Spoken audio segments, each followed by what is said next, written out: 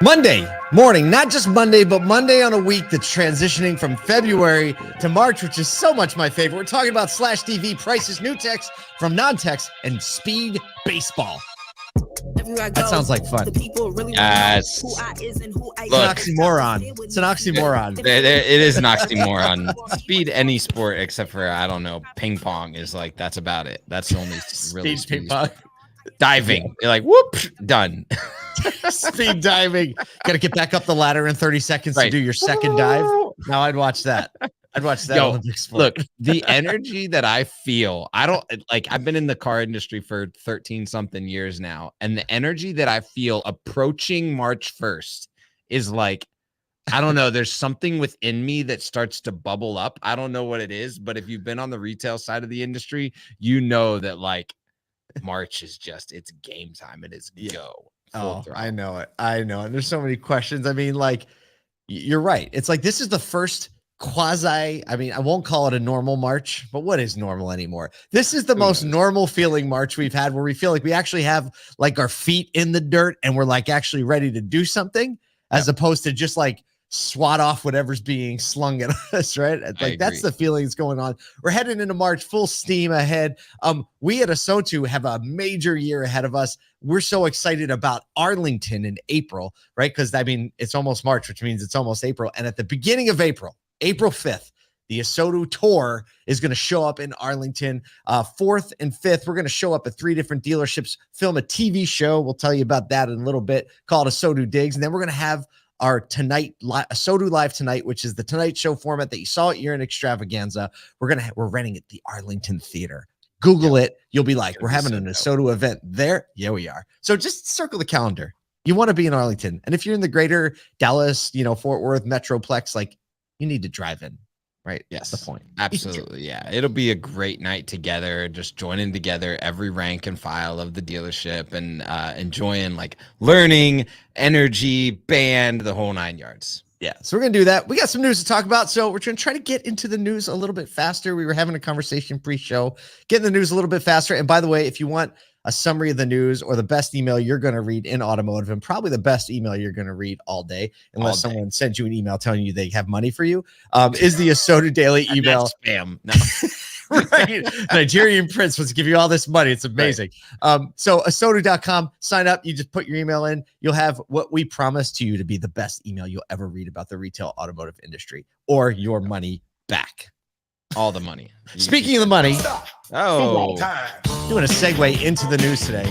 That's how confident we feel. In a time of widespread conversations about EV practicality and governmental spending, one of the conversations that is dominating the center of the argument is this affordability conversation. Inflation, interest rates going up. So consumers are looking for the right fit when it comes to EVs. Seems like an expensive fit. So we got a couple stories for you today about affordability. Reuters is reporting that Vietnamese manufacturer VinFast is giving a deep discount to lease pricing for its first batch of U.S. customers that have purchased vehicles or signed up to take delivery in California, with delivery starting this week. So deliveries are starting this week, and they just announced the discount after they already leased. It's pretty awesome, but I think I understand what we're doing. Interested what your thought is. So initially, their VF8 crossover was listed at a lease price of $599 for 24 months, but now that's been reduced to $399 on the website. So the website now says $399 instead of $599. However, Reuters has seen some, customer documentation that VinFast have sent, and now the ones who are taking delivery, all the ones that were sent over on that really cool VinFast barge, $274 a month, according to. So it's like half off. Cheap. Straight half off. So, and they said, so their statement said, this is our special offer to VinFast customers for the VF8 City Edition models in order to stay competitive with other brands. The range for the VF8 is between 191 and 207 miles. So definitely on the low end. Kyle, why do you think they are discounting the price of the already signed up for lease by half? Because they can. Look, here's the thing. I mean, and maybe you got a different. You read the full thing. Maybe you've got a different idea here, but I mean, they have a massive market overseas. They are not short on funds. They have the opportunity to go in and win the hearts of a market. They've already seen a lot of the market from like YouTube personalities starting to throw shade on the actual vehicle, and so they have to come in hot with the discounted offer, showing the love, getting this earned media. I mean, look, you get earned media from Reuters for discounting your price.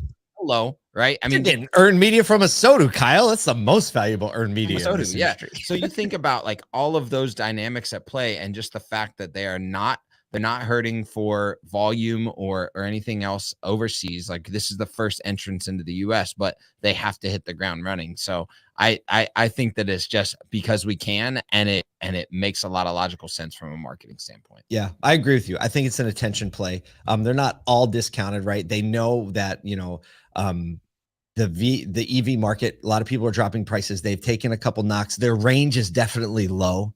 Yep. Right. When you talk about 191 miles of range in Syracuse and upstate New York in February, that's like enough to get to the gas station and get milk and get home to charge it again in the cold weather. So, yeah, I think it's a straight attention play. They didn't commit for a long term, and obviously it's kind of a loss leader. They're not making money on that, but they are trying to continue to be a part of the conversation. I think it was you that said, you expect, they're going to increase the battery efficiency. They're going to figure that stuff out. But yeah, so an interesting play, because also the timing of it's interesting, because this Friday, we're going to have a little bit of a much awaited announcement from Tesla. We'll see if it's a big deal or not, but Tesla's Investor Day is scheduled for this Wednesday, March 1st. It's creating a lot of speculation, and the anticipated announcement of what they call their third master plan. Can you have 3 master plans? But basically, in 2020, Elon Musk part 3. This is the master full plan. In 2020, Elon Musk said that, a $25,000 EV had always been a dream from the beginning of the company. People have been referring to this as the Model 2. There's been speculation on whether or not some designs of it were actually leaked. So I think there's a lot of conversation and motion around, like, what is this? Is there a very, like, an entry level EV about to hit the market? And we'll see if that's going to happen. In multiple interviews, Elon Musk said the rate of scale of the company and EV industry and adoption as a whole will be constrained by the amount of lithium. So we'll see. But I mean, like, if they come out swinging, if they come out with that, it's sub game over. 30. Because here's why: is because the next phase of early adopters is definitely millennials to Gen Z and everything in between. And it's a much bigger group. It's a massive group with a lot of buying power that still needs buying power in that under 30,000 range. Like, even though they have a lot of buying power, they're still buying vehicles en masse in the under $30,000 vehicle range. And so the accelerant that this would provide Tesla from like gaining market share would be insane, in my opinion. Massive. So we'll see if it actually drops. I mean, say they come out with the $35,000 Model 2 after the incentives, right? You're in 27.5 and it's bam. Right. And VinFast, by the way, to go back to the first part of the story, VinFast is not eligible for the EV tax credit because they're not making vehicles in the US, which puts them at a much bigger disadvantage if Tesla comes out swinging today. Also in Tesla news on Reuters today, their Berlin factory just surpassed 4,000 cars per week, which is 3 weeks ahead of schedule. So they are definitely on the hustle. Speaking of folks that are on the hustle. Stop. Oh, Segue. Time. Love this story. I've been seeing this over the weekend. This is great. Yes.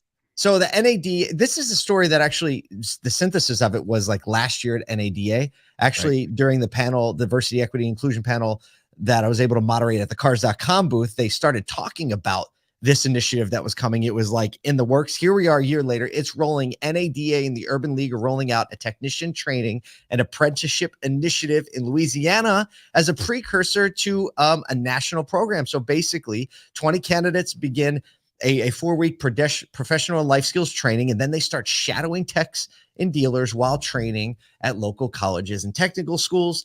And then from there, obviously, it's going to be techs and jobs. And, just a statement from Judy Reese-Morse, who heads the Urban League of Louisiana, says the program creates equitable pathways for a stronger and more innovative automotive industry in our state. So NADA says apprenticeship. And that's the word for me. Like, people coming alongside, because if anybody knows that the best technicians that work for you are the ones that shadowed your master technicians first. They are young, early stage technicians that shadow your master technicians, learn the trade and learn the dealership, and they are loyalists. They are some of the best workers, and they like their work is complete. I mean, every single person that I've talked to that's ever trained a technician in this way, that hasn't just acquired them from a school or acquired them from from another dealership or anything, that's always the best. So this is so smart. NADA said that about 39,000 new service techs graduate from U.S. technical colleges every single year, but they say that the industry needs 76,000 new technicians a year. That means we're getting half right now. Half. Got to figure out the solution here. Well, and I think what ties back to one of your first point, Kyle, is just like when you show someone opportunity that they never thought they would be able to have. Yes. There's just a level of loyalty and gratitude and buy-in that you get from that. Because let's be honest, when you can step out of a technical training school and make 80 grand a year, right? If you're good and you're paying attention, where else does that opportunity exist in the marketplace, period? It surely ain't out of college. I can tell you nowhere, because this morning this is so timely. I was running, watching the old news next to the sports center that I try and get in front of. And I'm watching the news, and I think it was New York Bank has come out with like their top ranking jobs out of college. And the top ranking one is a chemical engineer with an average salary of, get this, Paul, $79,000. So I'll do a Kyle bounce here. So you're telling me, if you go to college and you do great and you're super smart and you pay attention, you graduate from the right school, have the right apprenticeship and the right connections, and you're at the top of the list, you're making 79 grand. And if you go into automotive tech apprenticeship, you might be at 80 grand in like 18 months. Let's go. Zero debt. Zero debt. I don't know. We're just reading the facts, ladies and gentlemen. Just throwing it out there. The facts. I'm thinking of a transition to our last story, which is going to be a lot of fun. Speaking of getting to the end of the game faster. Stop. Yeah, we'll just put a stop right there. Okay, this is so good, and I know we're both going to have some thinkings on this. So I've already got a LinkedIn post like keyed up on this one. So I'm going to try and not bust my whole LinkedIn post on this guy. Okay. Amidst fierce competition from faster moving sports and waning attention spans, Major League Baseball is getting a major league speed boost as new rules to make the game move along are implemented in preseason. So basically, they're like, these games are taking too long. We need to make them go faster, keep them more exciting. New changes are intended to cut almost an hour from game time. So it's almost a third of the game. From historic game times, they could go 3 hours, 3.5 hours. Now they're shooting more in that 2 hours to 2.5 hour range. New rules involved a very detailed pitch clock. Right? It's basically, I couldn't put it all in the show notes. So 30 seconds between batters. There's 20 seconds if there's someone on base, and 30 seconds if there's not. Like, there's all these rules. And basically, the batter has to be in the box, ready to take the pitch with 8 seconds left on the clock. And if they're not, they get an automatic strike. And if the pitcher doesn't deliver the pitch within the pitch clock, the batter gets a ball. Did you see the preseason game where the Braves lost, bases loaded? No. On a called strike from time. It was a full, from what I believe it was, I know it was bases loaded. I believe it was also a full count. So 3-2, batter doesn't step in time, and they lose the game. Did people know to clap due to time? Like, did the crowd even know what to do? Because I would be looking around like, what? Because you think the anticipation came all this way for that of a bases loaded moment, end of the game, right? Everyone's on the edge of their seat, and then the umpire's just like, strike 3, you're out, game's over. Everyone's like, what? The picture of the Braves batter is just like, it's amazing. You know it's gonna take that. You gotta go find it. So some other things that they've changed, they made the bases bigger. So that it makes it easier to steal bases, right? They want to encourage offense, right? Because offense is what gets people engaged. Yeah. And also big infield shifts can't happen as much. So like a lot of times a batter will come up and they'll like push all the people to one side because the stats show that batter. And like, I mean, that's kind of like part of the savvy part of the game, right? Like, hey, if you want to risk that, but so all of this encouraging offense, and this is going to mess up. There will never, ever be an argument over like who's the better batter or who's better offense or because it's going to mess up all the stats. All the stats. Right? If they're encouraging offense, hitter stats are going to go up from here on. Yep. However, there's somebody we know that may or may not have influenced this 2-hour time limit. Hold on 1 second. Paul. It's this guy. There he is. I knew it. Jesse Cole. I got his baseball card. Savannah Bananas, Banana Ball has a 2-hour time limit. Fancy that. They happen to be the hottest thing in baseball right now. Savannah Bananas. And we're gonna, I don't know. We got to reach out to him. We got to get him to come out. Just hang tight because I don't have enough time to walk it all out here, but like there is a relationship here between MLB and Savannah Bananas and online retailing and car dealerships. I'm telling you, watch. There's like the little like MLB is to Savannah Bananas as online retailing is to dealerships. I'm telling you, it's all there. It's coming for you. Watch out for it. All right. I can't think of a better way to end a Monday show than that. There's a lot of work to do. There are a lot of people to serve. There's a lot of innovating to be had. Wrapping up February, got today, tomorrow left, and then we're into a new season. Get ready.